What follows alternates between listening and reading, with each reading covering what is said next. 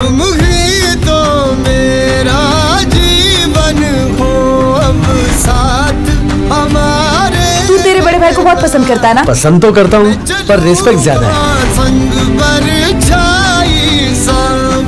ऐसा मैंने क्या कर दिया जो मुझे इस तरह बोल के चली गई? दुनिया जैसी दिखती है वैसी है नहीं, ये हमारी नजरों से छिपी एक अलग दुनिया है।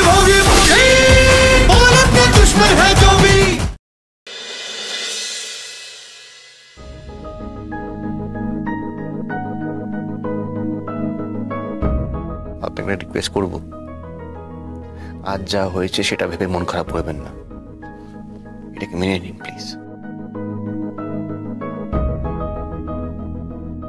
আমি সেই চেষ্টাই করছি অনুরোধবাবু, কিন্তু দেখুন চাকরিতে আমরা ভেঙে পড়লে চলবে না, বাড়ির সবাইকে কিন্তু আমাদেরই সামলাতে হবে।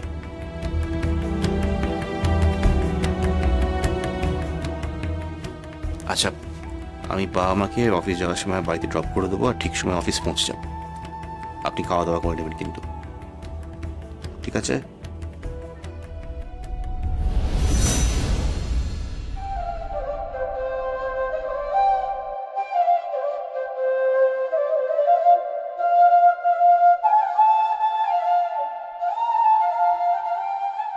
একটা কথা বলবো, বিশ্বাস করবেন?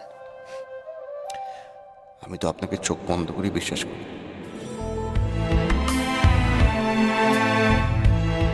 আমি না এতটা মনের জোর আগে কখনো পাইনি। আমি আর যা করেছি না কেন, আপনি আমার পাশে পিলারের মতো না দাঁড়িয়ে থাকলে আমি কিন্তু সেটা করতে পারতাম না। আমার জীবনটাকে আপনি এতটা শক্তভাবে ধরেছেন, তার জন্য আমি আপনাকে কিভাবে ধন্যবাদ দেবো আমি জানি না। ওই দেখুন, একবার বলছেন যে আমি আপনার জীবনের পিলার, তারপর বলছেন কি করে ধন্যবাদ জানাবেন। দেখুন, আমরা না ধন্যবাদ সেই মানুষগুলোকে জানাই যে মানুষগুলো আমাদের জীবনে টেম্পোরারি, আর আমি তো আপনার জীবনের টেম্পোরারি নয়, তাই না?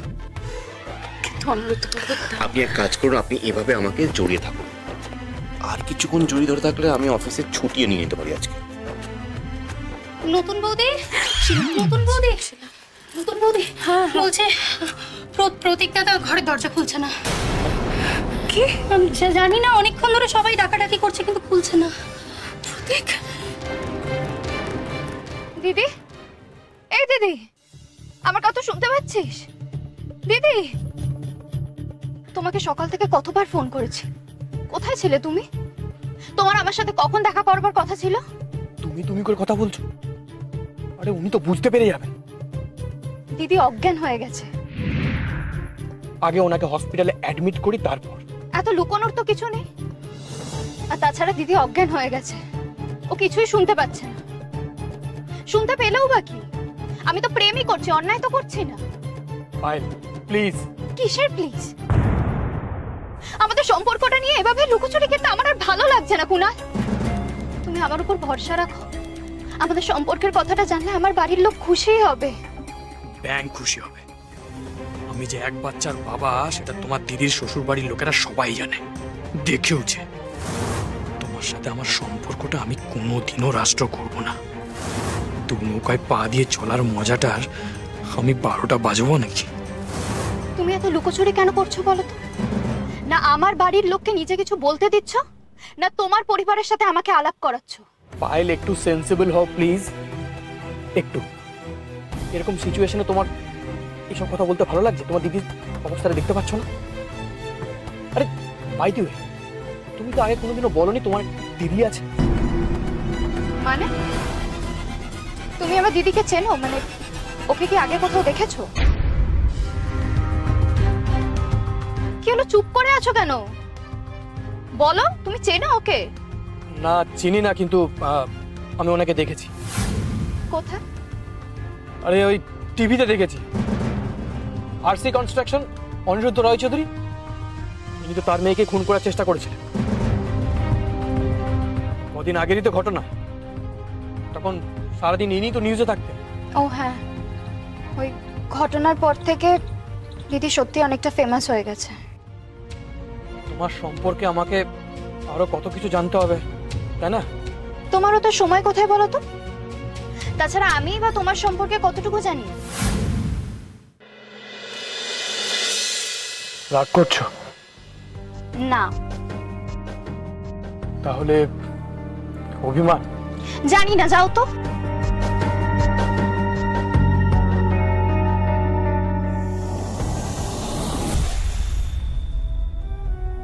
আমি রাগ অভিমান কিছুই করব না, কিন্তু আমার যে এখনো অনেক কিছু জানা বাকি মিস্টার কুনাল সেন, সেই অপমানটা কিন্তু আমি এখনো ভুলিনি। নিজের সন্তানের সঙ্গে যেই অন্যায় করুক, সে যতই পরিবারের লোক হোক না কেন, তাকে কোনোভাবেই ছেড়ে দেওয়া উচিত। আমিও তোমাকে ছাড়বো না মিস্টার কুনাল। আর পায়েল, তোর উইক পয়েন্টটা তো আমি জেনে গেলাম।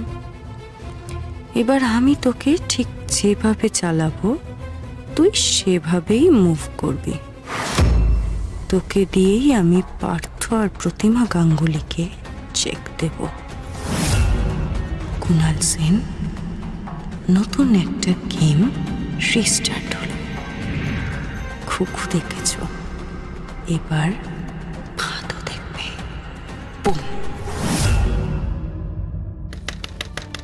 প্রতীক, প্রতীক, আমরা অনেকক্ষণ ধরে দরজা ছেড়েছি, দরজাটা খোল। প্রতীক, এক সেকেন্ড দাঁড়া পড়বো। প্রতীক, কি হচ্ছে কি? দরজাটা খোল প্রতীক, আমাদের কথা শোন। আমি বুঝতে পারছি প্রতীক তোর মনের অবস্থাটা, কিন্তু বাবা কি করবি বল? যেটা হবার তো হয়ে গেছে প্রতীক। প্রতীক দেখ, সবার জীবনে খারাপ সময় আসে, আবার সেই সময়টা চলেও যায়। তুই এভাবে ভেঙে পড়লে চলবে না, মনকে শক্ত রাখ, সব ঠিক হয়ে যাবে। তুমি কি ভেবেছিলে আমি তোমার সাথে প্রেম করে তোমায় ভালোবেসে তোমাকে বিয়ে করেছিলাম? একদম নয়। তোমার টাকা ছিল সেই জন্য আমি তোমায় বিয়ে করেছিলাম, বুঝেছো? তুমি একটা অপদার্থ, একটা কাপুরুষ, যার কোনো সেন্স নেই। আমি তো খুব বাঁচান বেঁচে গেছি, তোমার মতন একজন অপদার্থর সন্তান আমার পেটে নেই। আচ্ছা প্রতীক শোন, আমার কথা, তোকে কারো কথা ভাবতে হবে না। তুই শুধু আমার সঙ্গে এসে কথা বল, আমাকে একবার যেতে দে ঘরে। ও প্রতীক, দরজাটা খোল, আমার খুব টেনশন হচ্ছে, আমার হাত পা ঠান্ডা হয়ে যাচ্ছে বাবা। আমার আর কিচ্ছু করার নেই, আমি ডিসিশন নিয়ে ফেলেছি।